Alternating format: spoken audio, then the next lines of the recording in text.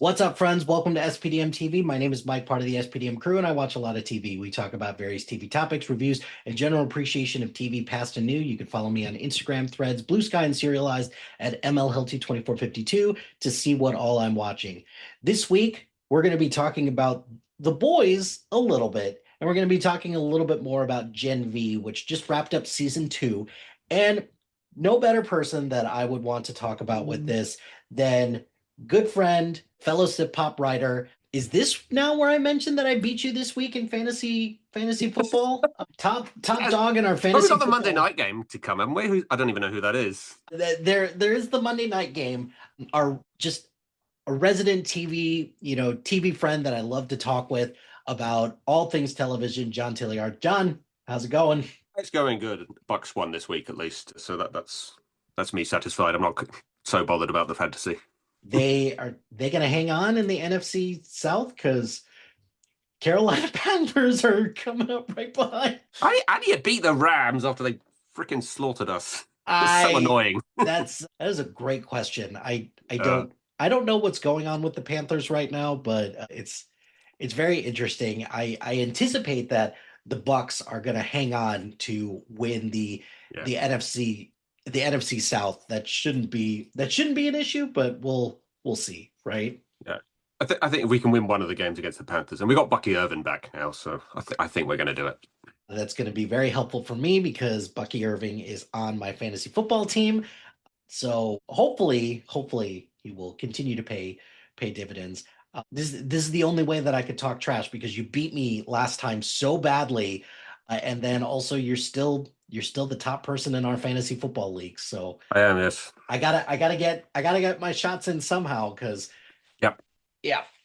So we just wrapped up Gen V season 2, which we'll get to our thoughts on that shortly. But John suggested that let's kind of take a temperature check and kind of get a lay of the land of how we're feeling about how we've been feeling about the boys and how we've been feeling about Gen V, or how did you feel about Gen V season 1? So John, I will cede the floor to you about anything that you're thinking about with the boys, the whole season as a whole, because it's wrapping up next year, and season 1 of Gen V. So why don't we go ahead and start with the boys?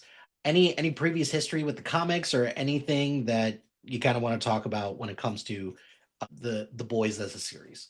So I don't know if you remember Heroes from about 20 years ago or so, but I do remember distinctly thinking to myself that that could have been a much better series if they took more of like a superhero approach to things. Like it was basically like a more sort of like realistic version of X-Men. And Mhm. I thought that could have worked a lot better if they weren't just like first discovering they had powers or something. It had been something that had been going on for a while. So I The Boys was agree. exactly the sort of series that I was thinking about. No familiarity with the comics, didn't know what that was. Maybe the comics came before Heroes. I don't know, but it was definitely the kind of thing I had in mind when I saw Heroes. What could have made a better version of that? So yeah, absolutely love the idea. It's just like more adult version of X-Men Mhm. and a more sort of maybe kind of more realistic approach to what would really happen if people in the world had superpowers. It would be kind of a controversial thing. There would be definitely political figures, I think, Yes. and Uh, they would be viewed kind of as very sort of privileged, I think, in a lot of cases, as to like how do you use your powers, how do you abuse them, and you've got to be the very first thing you see in the series is how it can actually be a bad thing with mhm. its if you misuse them. So yeah, absolutely love the idea of the boys. Loved, I would say, probably the first 2 seasons, and then I started to enjoy it like slightly less. I think it got a bit like samey. They were hitting a lot of the similar kind of beats, and I also am starting to dislike Huey a little bit. I think he's getting a bit whiny a Well, little bit. but part of the problem also with Huey is that what can you do with Huey as a character It's a difficult character, is yeah. like just I hate to admit it, just like most of the human characters, what are you gonna do with most of them? Are you gonna pump them up with Gen V, or are you going to I don't know. Like Huey as a character was always a lot of fun until he started getting his hands a little bit more dirty. And also, I hate to admit it, like when him and I love the moments between him and Butcher, but we get less and less of that because their paths are just going on wildly divergent paths or directions right now. It's a tricky one, yeah. But Mhm. Butcher isn't bothering me quite so much. I quite like what they're doing with him, but yeah. I do feel like they're starting to run out of ideas for it, so I'm glad it's ending next year. Really, Mhm. it's starting to lose a bit of momentum. Gen V, I thought was another really good idea. It's actually an idea that they did have in Heroes of like, you could just inject someone with something and they just have a superpower, depending on like their DNA or something. So I thought that was a really neat idea, and also like a kind of like superpower college again. It's very like X-Men, I suppose. That Well, idea of like, but to your point as well is that let's not talk about the utopia that is Xavier's school for gifted youngsters. And like they're just it's a self-contained world where like all these kids behave themselves and with minus the exception of like a handful of times that like the kids sneaked out to the mall or the yeah, kids snuck onto the Blackbird for a mission. Nope. Like I love what this is doing and kind of taking particularly like the US college experience as well, taking it a little bit to task when it comes to things like Greek life, when it comes to talking about things like just academics and such. So I don't know. I thought Gen V had a lot to say about the college experience and what it's turned into versus what it's supposed to be. And then you're talking about with a lot of these kids where going to college is a privilege. And you mentioned privilege before about all these superheroes who what are they going to do? Are they going to like take the route of like wanting to do the right thing all the time, or no, are they going to be hired guns for a corporation? I don't know. yeah, Like, so I really enjoyed Gen V a lot. I thought that was a nice change of pace. yeah. And I largely agree with everything that you said about the boys. Like to me, also, the big problem that I had with the boys is how much more sadistic can Homelander get before it's like, oh, I don't know what we're gonna do to fix this or how we're going to stop Homelander at this point. They definitely like showed their full hand with Homelander's character with that plane crash scene. I think that was just like just giving you like the most slimy, like deceptive sort of thing of like, oh yeah, we tried to save them, but oh, we just didn't get there in time. It's like Mhm. Yeah. you just can't take his character any further than that after you've done that. I don't think. It's, No. Well, but the way that they've done it is that they've made the show and they've made him increasingly more and more political. And look, it's no secret that Homelander is looking more and more like Donald Trump every season, I mean, he right? literally has a sign that says "Let's make America super again." They're Yeah, not. They're not even trying to hide it now. we're not trying to hide it, and that's even leaked into Gen V a little bit as well, Yeah, yeah. It's in Gen V. injecting a lot of the politics and injecting a lot of uh, conservative versus liberal, which I don't know. I feel like a superhero show is a very interesting way to have this conversation. I'm just not sure the boys Oh, stick. I'm not sure the boys sticks the landing each time that they try to have this conversation, but that's okay because they're at least trying different things and they're trying to have at least a conversation about it, which I can appreciate that, right? yeah, yeah. So, what was your anticipation level for season two? Because Gen V, I think first season came out in either 2023 or did it come out last year? No, I think it was 23. Yeah. So, what was your anticipation level for Gen V season two? Were you excited about it, or were you kind of like, oh yeah, I completely forgot that this was a thing? Well, the interesting thing was, as I was watching season one, I actually thought this was just going to be a one-off, like single season spin-off thing. I thought that And too. obviously, the way that season one ends, I realized that they could not do that. You can't end the season like that. You can't Mhm. end the series like that. You're going to have to do another season. So I actually wasn't sure what to think. It's a bit of a downer ending to season one. I wasn't really sure where they could go with it from there, but I was kind of excited to see more of it at least.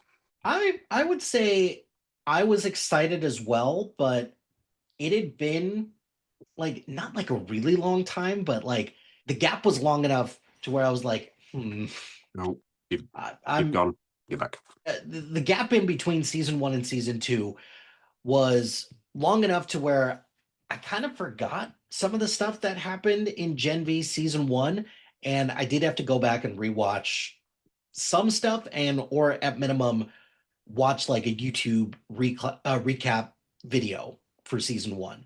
And then not only that, we got another season of The Boys in between that as well.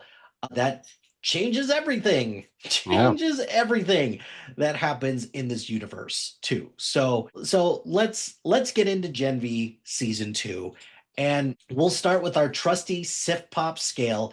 Did you like it, love it, hate it, dislike it, or did you think it was just okay? I'm gonna go liked it. I am right smack in the middle of liked it. I think that some of the things that they were trying to do with Gen V season two was something that I really enjoyed until the final episode.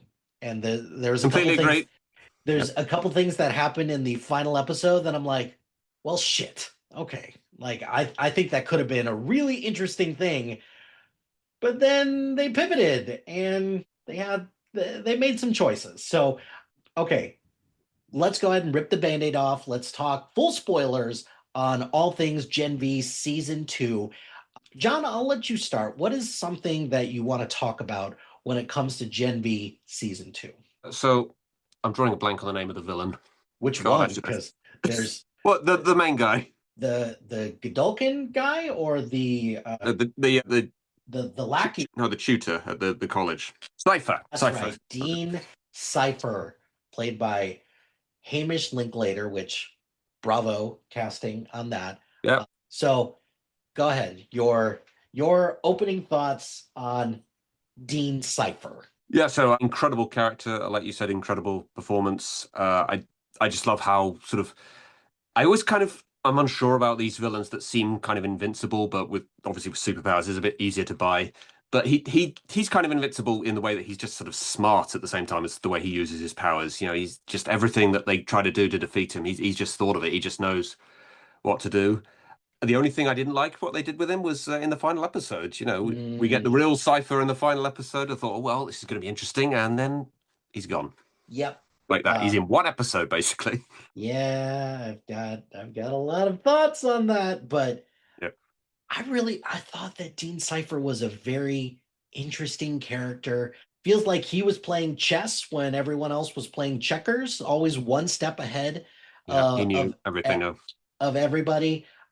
I also liked how, to some extent or another, he was also kind of talking about how I can help some of these kids unlock their true potential and their true power as well. Say what you will about the relationship between Cypher and Marie, but he kind of taught some things to her that kind of helped harness her powers a little bit until you realize what's actually going on. And then it's like, well, okay, this changes things quite a bit until it doesn't. But Yeah, I really liked his character. Is it a bit on the nose that, the dean of a school like this is like kind of like a pseudo bad guy? Yeah, sure. Because you look at something like Wednesday, for example, it's like, oh, so all of these deans or headmasters, they've all got something to hide. Cool. Great. All right, fine. But then, okay, we need to talk about, let's just rip the band-aid off and let's just talk about what happened, because we do find out later in the season that it's not Cypher who is actually the Cypher that we know. He's being controlled by none other than Thomas Godolkin himself, back from the dead, I would I say. guess so. Yeah, Yeah. I guess he's back. And played to perfection by Ethan Slater of Wicked fame, which we talked about beforehand. Boy, I think they made a giant mistake by just introducing him as a character and then just and he's gone. Yeah, Yes, why would you bring him in for one episode and then just kill him? yeah. I don't get Uh, it. unless he's somehow still hanging out there, maybe he's got a like the boys version of a Horcrux kind of hanging out there right now, or maybe his body is still, I don't know. But I thought if that there was a way to incorporate these two universes and to have somebody that could formidably bring down Homelander maybe a little bit. I think this could have been a way to do it, but they decided not to do that. And I'm wondering why, because I think what Thomas Goodall kind of brought to the table with his one episode that he's actually in and he's doing stuff. They used Marie to channel her powers so that she could like heal him, which I'm not sure if that's how her powers actually work, but cool. That That's fun. that is some phenomenal healing. Yeah, I've got to that say, I don't really know what she's supposed to be doing there. I'm not sure either, but I thought that that was a cool way to expand her powers a little bit. But then also, I feel like his whole thing where it's like, these are the superheroes that we have in today. I think that could have been a really interesting dynamic there. But for them to introduce Thomas Godolkin as a character, show off his powers, and then that's it, I think was a tremendous waste.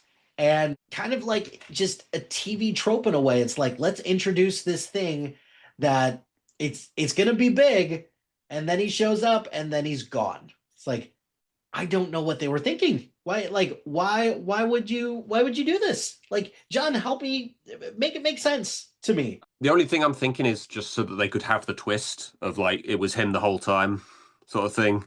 And then they were like, well, we're gonna have to bring in another actor, and maybe pay him for one episode, I, just so that he can agree to come in and play him. I guess, but Yeah, I don't get it. Why you would just do that for one episode? It's very strange to me. I it's don't know if I've ever seen that before. Just bring in a new villain for one episode is so strange. you see that in movies from time to time where they bring in a villain and you think it's going to be a big thing and then they're defeated. That's pretty common with superhero movies, but not a TV show and not someone. The fucking college is named after him. Like Yeah. the college is named after him. He's a big deal. So I think I don't. Okay, ultimately, I land on Thomas Godolkin's inclusion in this is ultimately just a way for us to show that Marie is clamoring for any reason to be quote unquote special. And but that's not enough of a reason because I think that they could have done a lot more, especially with this next season of The Boys being it. So I think that they could have done a lot there because this season also had a lot of crossover between The Boys Yeah. and the Gen V verse. So Yeah, a lot of that final episode is just setting up for the last season of The Boys. yeah, so Definitely. I think that I think they made a tremendous mistake by getting rid of Thomas Godolkin so quickly, unless this is just a red herring and he's still hanging out there, which I don't understand how that would be remotely possible. I don't know how you do that, even with superpowers. Yeah, Yeah, the healing scene did bug me a little bit because what I like what they do in Stranger Things when Eleven is using her powers and you can tell it's like at her limit. They've got the little visual of the blood coming out of her nose. So if they'd had something like that when she's healing him, I think I could have bought what that this was like the limit of her powers and extent. But she doesn't even really seem to be struggling with whatever it is that she's doing, and that's such a phenomenal use of power that she's going to. So that really bugged me actually how she was able to do that. I mean, isn't that kind of a problem with most people's powers in the boys universe, right? Because like everyone just seems like they have unlimited power. And I really like how this season they talked a little bit about look, some people have got shitty powers. They really do. But some people have, a cool power that they can use for a short amount of time, but for a very specific purpose.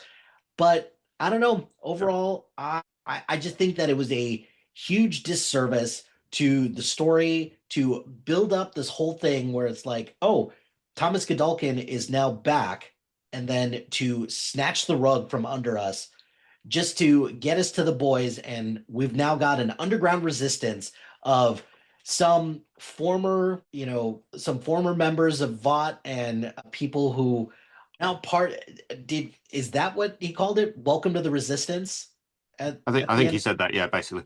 Maybe this is me being cynical, but I hated that he said that. It seems so on the nose and very, very Avengers-y when Jeremy Renner in Age of Ultron was talking to Scarlet Witch and was like, "Hey, as soon as you get out there, you are an Avenger." It's like, yeah, no shit. Like we get that, but I don't know. Maybe I'm just being too cynical about it. Yeah, there's a lot of interesting like commentary with the resistance. That's another thing bugs me actually. The Starlighters, the fact that they call themselves that when she doesn't want to be called Starlight herself anymore. I don't get that. I mean, maybe Uh, that's the idea that they're going about it the wrong way. Maybe they want to fight for what she believes in, but they're not. They don't really understand how to do it. Maybe that's the idea behind that name. It kind of reminds me a little bit of how the conversation that Frank Castle has with those people at the end of Daredevil, those cops who are like, we're doing things the way that you do them. It's like, no, you don't get it, do you? Yeah. Like, you don't get it at all. But yeah, Or that bothered me a little bit too. the people dressed as Batman at the start of the Dark Knight. Yeah, Batman's like, "What are you doing?" it's like you're trying you're ill-equipped to do this and you're not doing it for the right reasons as well. So there's a lot more crossover with the boys universe this in this season than there was in the first season. You had a bunch of people who made cameos in this, starting with Starlight herself, which what what happened to the actress? Like it looked like she doesn't look okay. Like she looks a little ill. Like did you get that vibe at all that she I looks don't think I different? picked up on that. Okay. I don't know. So, I'll have to go back and watch that. okay. Well, so she was, we get that interaction between her and Marie, which I thought that was a good way to bring these two together. Too bad it didn't mean shit at the end of the day. The Nope. character, trying to remember her name. What was her name again? Sister Sage. That's right. Yes. Yeah, her inclusion at the end where she's like, this wasn't part of the plan and such. That's where I was so interested because she hitched her Oh, wagon to Homelander last season, and then all of a sudden she's like, this is part of her plan with Thomas Godolkin, and I thought that could have been a really interesting dynamic, but then it wasn't. And and then there's no Godolkin. yeah, and then you have A Train coming at the end, who's the one that says, Yeah, that was random. that was very random, but it's also comforting to know that he is part of the resistance as Yeah, well, yeah. which So he's not been on their side for most of it, has he? and then we also get a cameo, a bunch of some smaller moments from the Deep, which that's kind of been one of my big issues with the boys over the last couple of seasons. It's getting like very excessive with the violence and it's getting very excessive with the sex. Look, that stuff doesn't bother me at the end of the day. It's no big deal, but it's also, I feel like when the boys does it, they're just trying to one up the last season, like with how bad they could make it in terms of either the violence or like anything sexual. But like this season, there's traveling via someone's butt. There's the violence is just very, very over the top. And I didn't feel like I felt like it was more functional in those first couple seasons, and just now it's just because they can do it because Yeah. Amazon is just giving them full clearance to do it. Am I a bit of a prude for saying that, or I always kind of thought like the idea with the boys and I guess Gen V as well was like let's do X-Men but R-rated. Let's do Mhm. everything you can't do in X-Men, basically. There was a spin-off series of Doctor Who called Torchwood that had that approach to it. Let's do every Doctor Who story that we can't actually do in Doctor Who because it's too R-rated. It's Oh. like it deals with like sex and a lot of violence and everything. So I think that's always been like the idea with these series. It's always going to be like the more R-rated superhero stuff. Like and R-rated superpowers like Marie's is very sort of clear superpower Mhm. because it involves blood the whole time. Yeah. Yeah.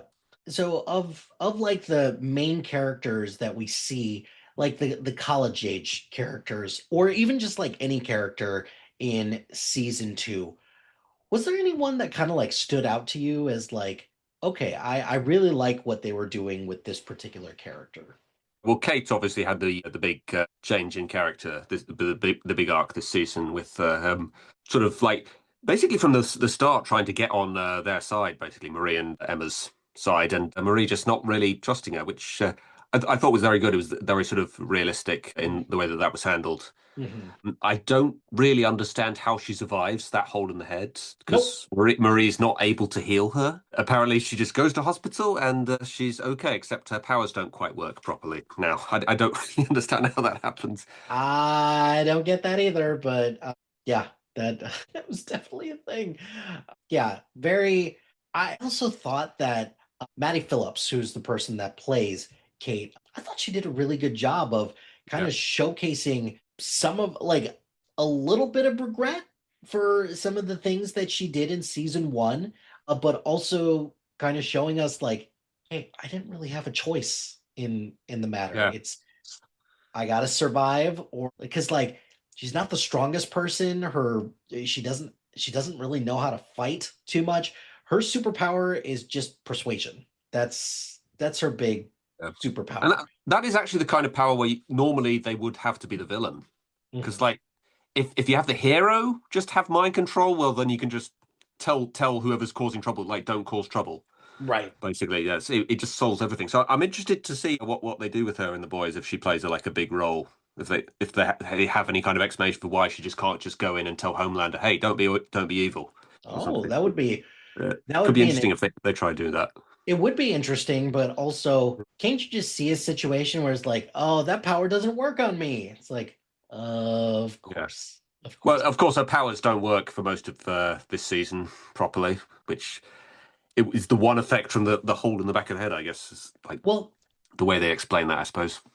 but I kind of think that that was kind of like an interesting dynamic that I'm not exactly sure what to make of that moving forward. Is like, does that only happen to like Gen V users, or does Oh that yeah, can that happen to like any superhero where their powers just kind of go on the fritz a little bit? Like, and that's different from like a weakness per se. Like, yeah. can an injury potentially cause somebody to kind of be out of commission? Like, for example, A Train, if his legs are broken, like, can he just walk on his hands and just call it a day? No, that would be ridiculous. He's got to recover.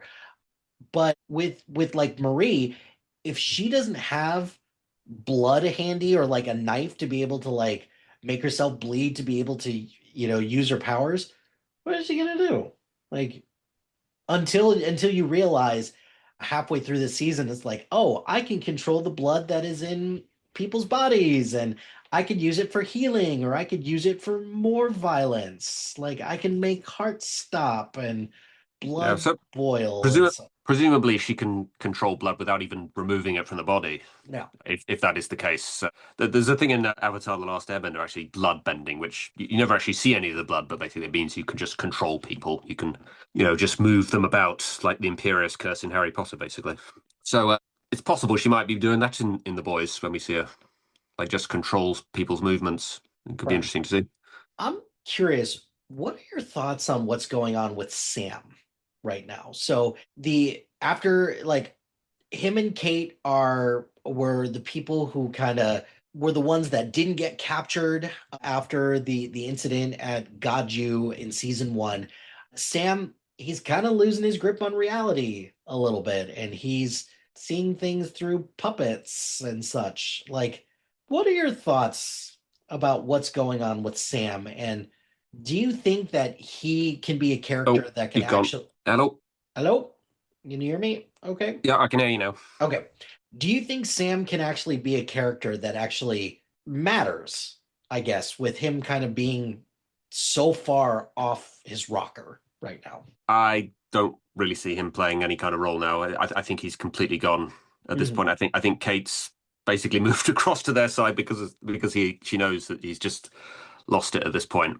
Was it like that one episode where he goes to see his parents? Like, did you get anything out of that, or did that kind of help piece some things together, or did that kind of just feel like a bottle episode and just kind of call it a day? I thought that was just like a bit of wrapping up, to be honest. Like just like let's close out this character by just having a bit of more focus on him give him some background. One character that I'd like to talk about, even though he's actually not in the season, is Andre. Yep, And real shame.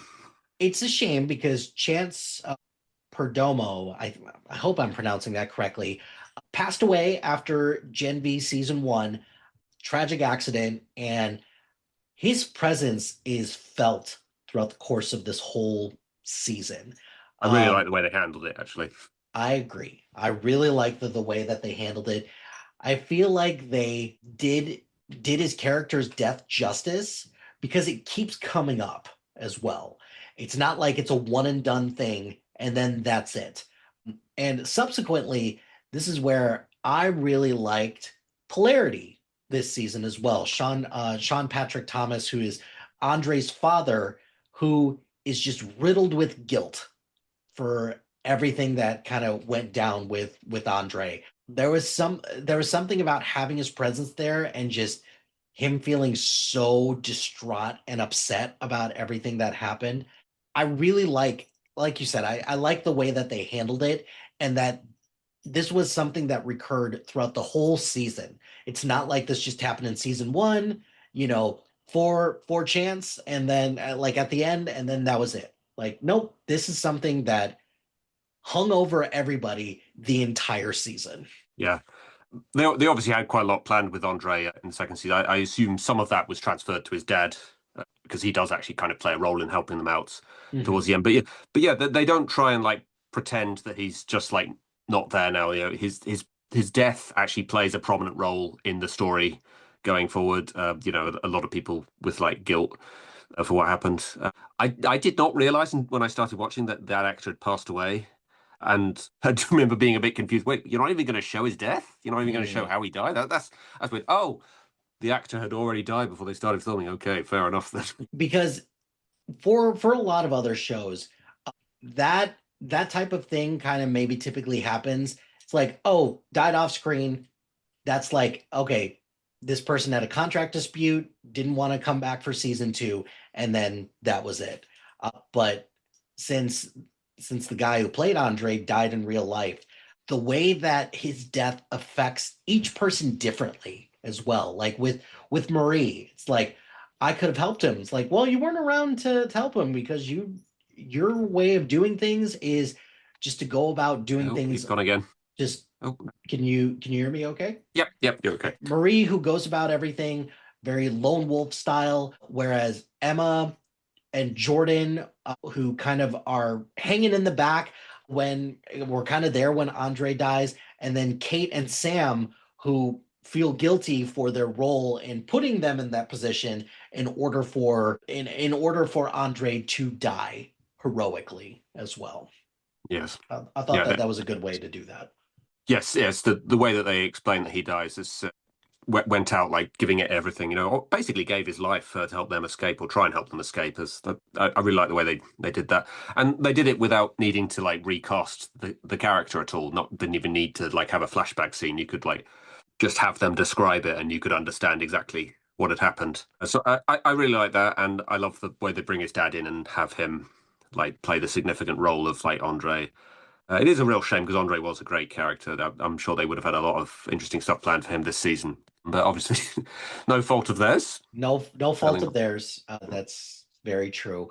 Here's a question And for obviously, it's you. a shame that he passed away as well. I should say, it's a Yeah, real person that's passed away as well. no, I got what you're saying. You're all good. Yeah. Here's a question I have for you. A big story for Marie is her trying to find her sister. And this comes to a head this season. What are your thoughts on Annabeth, which is Marie's sister's name, Annabeth's inclusion in the story as a whole? Wasn't quite sure what the point was because she doesn't have powers. I don't think, or does she? I'm trying to remember now. She's kind of a precog, but Yeah. that's about it. So in that sense, I wasn't quite sure of the point, other than it was Marie's sister, and perhaps she feels estranged from her, so it's like a new connection for her to bring a bit more maybe like humanized character Mhm. to Marie and sort of understand her background a little bit. I don't find her character particularly interesting though. No. I just don't know. She just irritated me. She's part of the group now Yeah, because Marie's not gonna. gonna let her go, but I largely agree with you. I think if anything, having her like I am kind of glad that the boys didn't just use her as a prop to get Marie You to that? do. I'm just glad that Annabeth wasn't used as a prop to just uh get the powers that be to have Marie do what they want. But that's kind of what they did, and she's not bringing a whole lot to the table now. But maybe in the future she'll have more to do, and by the future I mean the last season of The Boys, This one season of The Boys that they now have. because this is where again, why do you need another character being introduced here if they're not going to do anything with it? Which I think that's kind of a big criticism of this most recent season of Gen V. Is like you're introducing a handful of new characters that I'm not sure they're going to amount to much of anything Yeah. moving There's forward. way too many to introduce now in The Boys. Because not everyone who watches The Boys will have seen Gen V. You're going to need to reintroduce all these characters. That's That's true. And not only do you have to introduce them, you got to give them, you're either going to give them something to do or they're just cannon fodder and they're just going to die pretty quick. So, like, let me kick it back to you. What's a character or a plot point that you wanted to talk about and just kind of get some of your thoughts on? I thought Emma was a bit underused this season. I've kind of suspect that maybe the effects on her power cost a bit too much to do because we Probably. didn't see it. Sorry, say again. No, I can see that being Yeah. an issue. Yeah. So, because I noticed we didn't see very much of her power this season. There were actually, I think, a couple of moments where they said to her, "Oh, get big or get small or something," and she was like, "Oh, I can't. I haven't got enough energy or something like that." I was like, Oh, you're pulling a Bruce Banner in yeah, Infinity War because we're yeah, way over budget on our VFX, so we can't have any more Hulk scenes. Sorry, yeah. guys. Yeah, I do think those effects are probably quite expensive to do. But yeah, her character in general just seemed to like take a sort of backseat for a large part. Like even the prison break, she was like very much against it, and then she just it's like when they got captured, she was like, "Told you." It's like that was like her main contribution, I thought, to this season. I really think that it could have been an interesting storyline though if they could have explored a little bit about okay, you don't have to you don't have to make yourself throw up or you don't have to do anything like that in order for you to use your power, which I think that could have been a really, really fascinating way to address how like trauma can give people, trauma induced power in this case could be something as a way to like overcome that. But I don't feel like they did enough with that because they just have so much going on and there's so many characters that it's hard to give everyone a little bit of the spotlight. Even to kind of like piggyback off of that, I think I think Jordan didn't have a whole lot of favors either. Yeah, yeah, Jordan as Um, well. Kind of just thrown off to the side as somebody who's helping with the overall mission, but and as part of the group, but isn't really doing a whole lot of anything. Granted, there's two things that happen with Jordan that kind of pushes their character forward a little bit. One, Jordan and Marie. Okay, cool. Nothing wrong with that.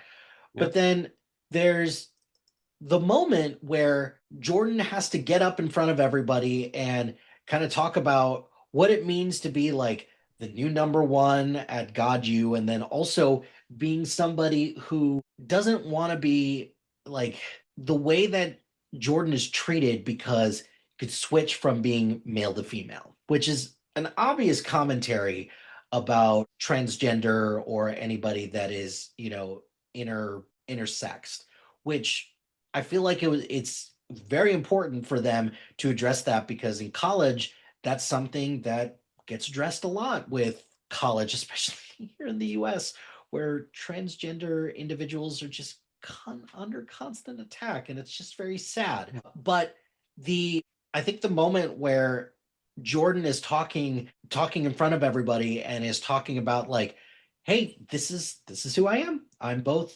male and female. Get over it. I thought that part was really good, but then not a whole lot else happens with Jordan yeah. the rest of the season.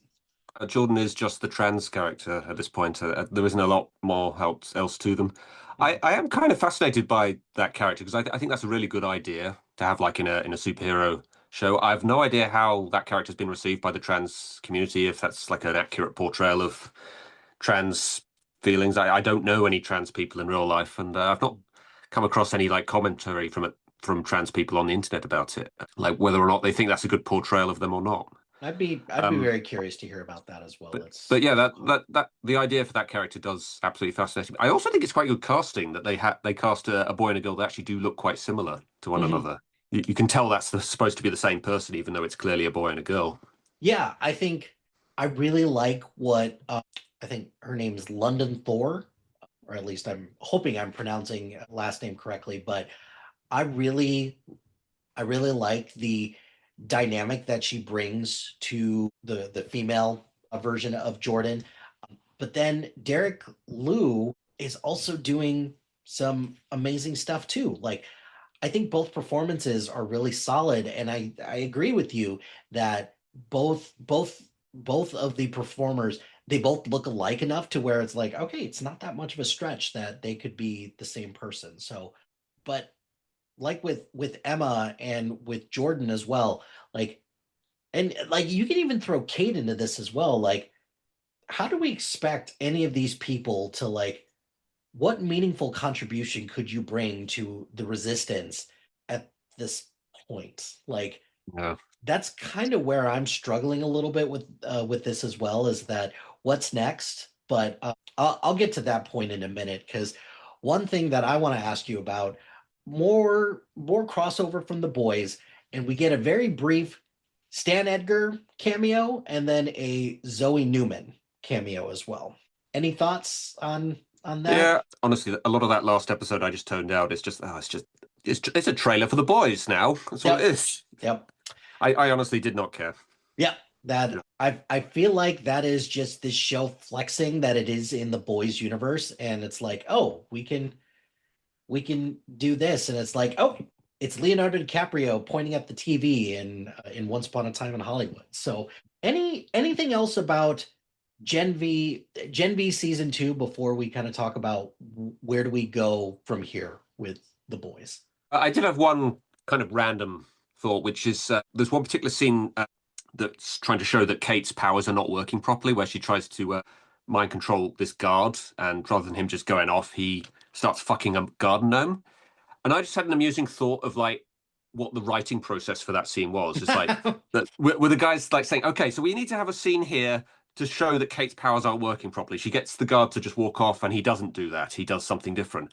What could we have him do? Yeah, Like, well, what's the most random thing, most out of the way random, what the fuck kind of thing that you could have him do? What, fucking a garden gnome? Okay, let's go with that. I do I wonder. just sort of amusing to think like what other things could they have come up with? Can't you just see a whole like whiteboard of all kinds of different ideas? And can't you just see someone connect? It's like, let's have this person break garden gnomes. Nope, let's have this person, have sex with random people.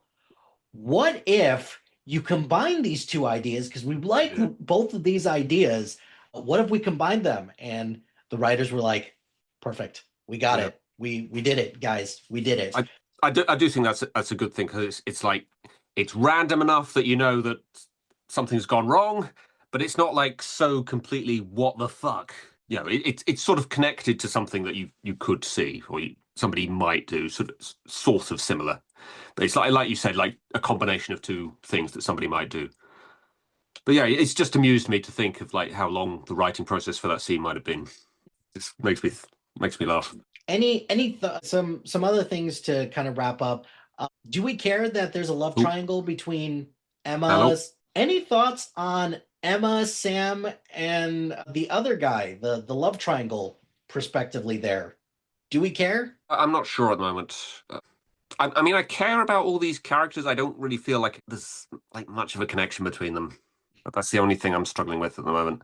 I I just wanted more Emma, to be honest. I thought she was a great character in the first season, and just wasn't a lot of the season for me to like get my teeth into and like really get behind her.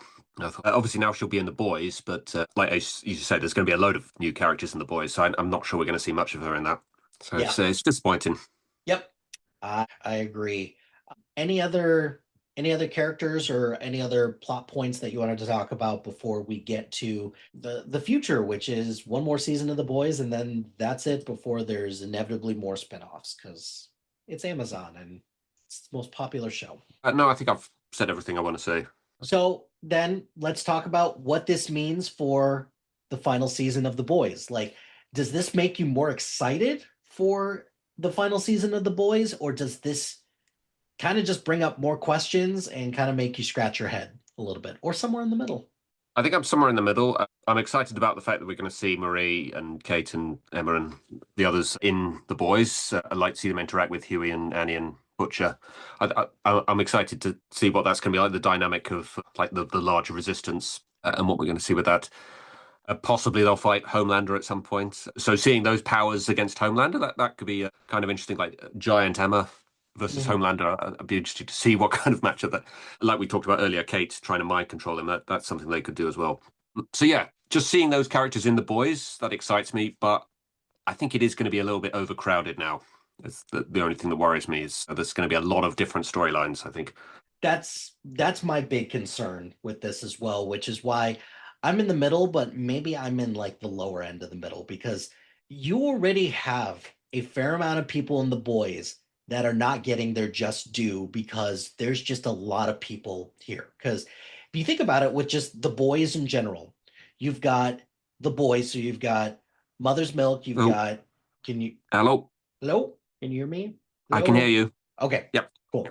Because in with The Boys, you've got Mother's Milk, you've got Frenchie, you've got Kamiko, you've got Huey, and you've got Butcher. So you have those five.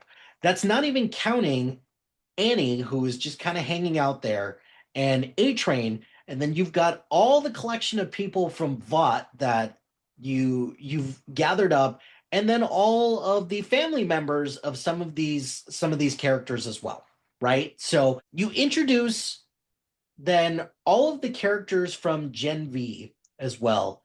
And I feel like this has the potential to be just way too, like you said, way too overstuffed. There's too many characters.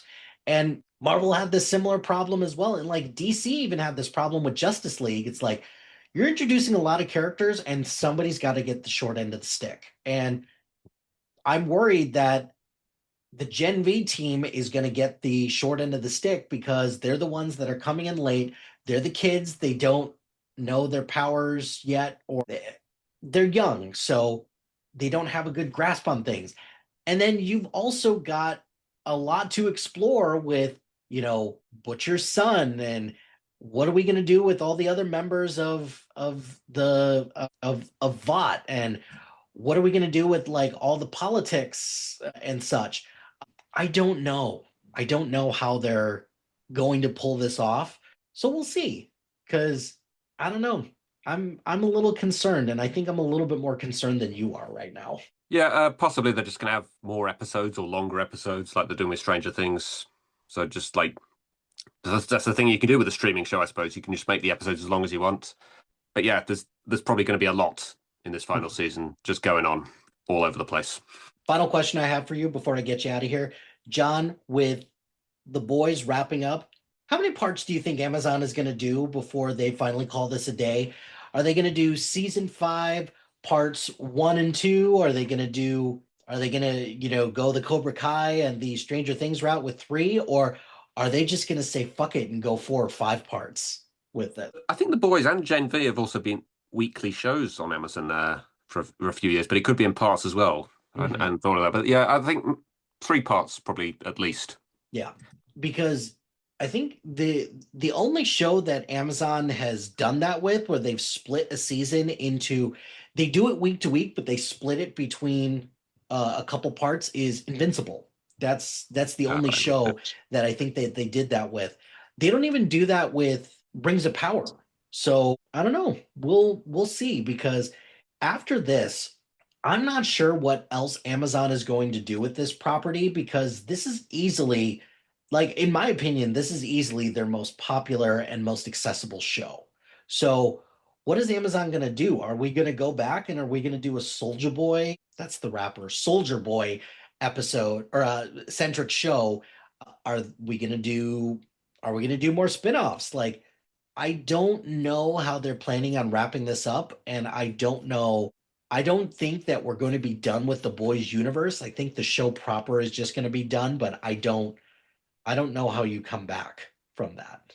Yeah, I mean, presumably the seven is going to like dissolve at the end of the boys. So yeah, I don't know where you would go with that unless they decided to go backwards, like the Well, formation of the seven. The very first seven or something like that. the rise of Vought, because you can't call. I'm trying to think. Like, is the could you make the prequel series just be called like the kids and then go from boys to I don't know, but this is the stupid shit that my brain thinks of. I don't But know. the I look at what The Walking Dead is doing for this, for example. The Walking Dead has all of these various spin-offs for characters that we saw in the original series, and The Walking Dead is trying to survive even though the show proper is done and they have all these spin-offs. I'm not sure if it's necessarily working, but AMC is just trying to continually keep The Walking Dead alive when in reality, how emblematic that the show just needs to be put down, and it needs to be put down for good. Yeah, But very appropriate that the zombie franchise just doesn't die. yeah, it's very, very appropriate here. But I mean, honest, are you at least like, do you have any like last thing that we'll say, like, do you have any predictions or anything that you're really looking forward to other than like more screen time for Emma for the final season of The Boys? Not asking for like predictions, just like anything that you just are hoping to see. Yeah, like I said, I want to see Giant Emma in the Mm. boys. See, yeah, in terms of like story related predictions, I'm not sure. Probably there's going to be like some kind of showdown between Annie and Homelander at the very end. I think is probably going to be the climax. That Mhm. would be my only prediction. I think. The only other things that I'll add there is that I want a moment between Butcher and Huey. I don't know. I've always really liked their dynamic together. And I want a brutal death for the Deep. I hate the Yes, Deep so much as a yes, he's so character. annoying. Yeah, He's annoying. He was annoying in Gen V as like the frat boy who does not know when to give up, his time in college.